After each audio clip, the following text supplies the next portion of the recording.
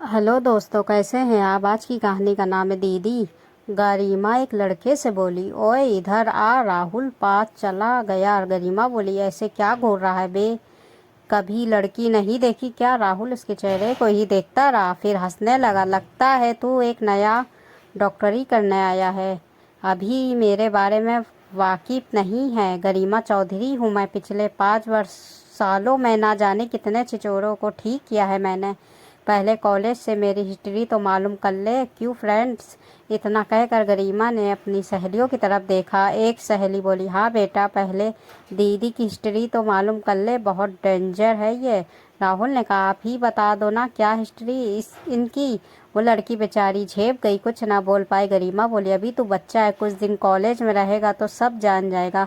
इतना कहकर गरिमा चली गई। राहुल का एमबीएस में पहला साल था, जबकि गरिमा का अंतिम वर्ष चल रहा था। वो उम्र में भी राहुल से 4-5 साल बड़ी थी। जब गरिमा अपने कमरे में पहुंची तो उसकी एक सहेली बोली, लड़का देखने में तो भोला भाला लगता है दीदी, काफ़ी लंबा चौड़ा भी लगता है। गांव का एक सहेली बोली, सच में वो लड़का क्यूट है दीदी, मेरी शादी करवा दो उससे।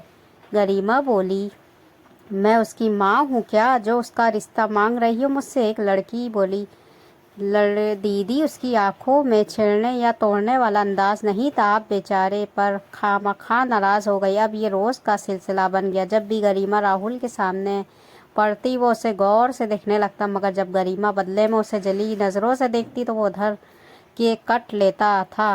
गरिमा की एमबीएस पूरी होने वाली थी, कुछ महीनों में ही बचे थे। इस कारण वह किसी से उलझना नहीं चाहती थी। मगर एक दिन राहुल उसके रूम पर ही चला आया। उसे अपने कमरे पर देखकर गरिमा को गुस्सा 7वें आसमान पर चढ़ गया। वो उसे मारने के लिए आगे बढ़ी, मगर राहुल गरिमा को अपनी तरफ गुस्से में आते देखकर घुटनों के बल कान पकड़ कर बैठ गया। गरिमा आगे बढ़ने से रुक गई। राहुल बोला, दीदी मारना मत, गरिमा का कोई भाई नहीं थे। जब राहुल ने मासूमियत से दीदी बोला तो वो भावुक हो गई। गरिमा बोली, इतने दिनों से क्यों मुझे परेशान कर रहे हो भाई। राहुल ने गरिमा का हाथ पकड़कर कहा, आप मेरे साथ चलो दीदी। फिर गरिमा सचमुच उसके साथ चलने लगी। कमरे में बैठी लड़कियों को इस बात का आश्चर्य था कि आज तक कोई लड़का गरिमा को छूने की भी नहीं सोच सकता था, और वह अजनबी लड़का उसका हाथ पकड़ कर ले जा रहा था। सारी लड़कियां भी इन दोनों के पीछे पीछे चल पड़ी। राहुल गरिमा को सीधे अपने कमरे में ले गया। कमरे में राहुल की माँ, पापा और छोटी बहन मौजूद थी। इन लोगों ने गरिमा को देखा तो बस देखते रह गए। राहुल की छोटी बहन बोल पड़ी, दीदी आप सचमुच मेरी बड़ी दीदी जैसी ही दिखती हो।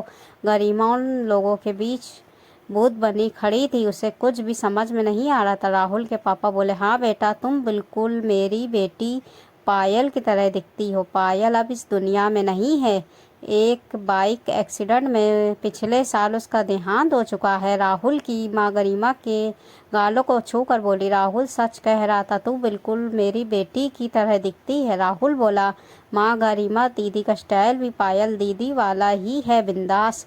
गरिमा राहुल के कमरे में लगे पायल के बड़े से पोस्टर को देख रही थी। हूबहू उसकी कॉपी थी पायल। गरिमा ने राहुल को एक चपाट लगाते हुए कहा, तभी मैं सोचूं ये लड़का मुझसे डरता क्यों नहीं है। अब समझ में आया, बहन से कौन डरता है भला। राहुल के पापा बोले, बहुत प्यार करती थी इससे पायल, बहुत ख्याल रखती थी इसका।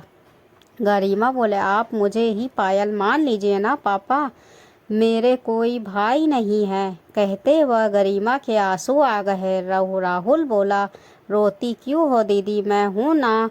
पता नहीं कितने दिनों की कसक छुपाई थी। गरिमा सबके गले लगकर जोर जोर से रोने लगी। गरिमा को रोते देखकर बाहर खड़ी लड़कियां भी रोने लगी। फिर इस रक्षाबंधन पर राहुल के घर आने का वादा करके गरिमा अपने कमरे में आ गई। पहले वाली मनचली लड़की बोली, दीदी अब तो वो लड़का आपका भाई बन चुका है, उससे मेरी शादी जरूर करवाना। फिर सारी लड़कियां हंस पड़ी।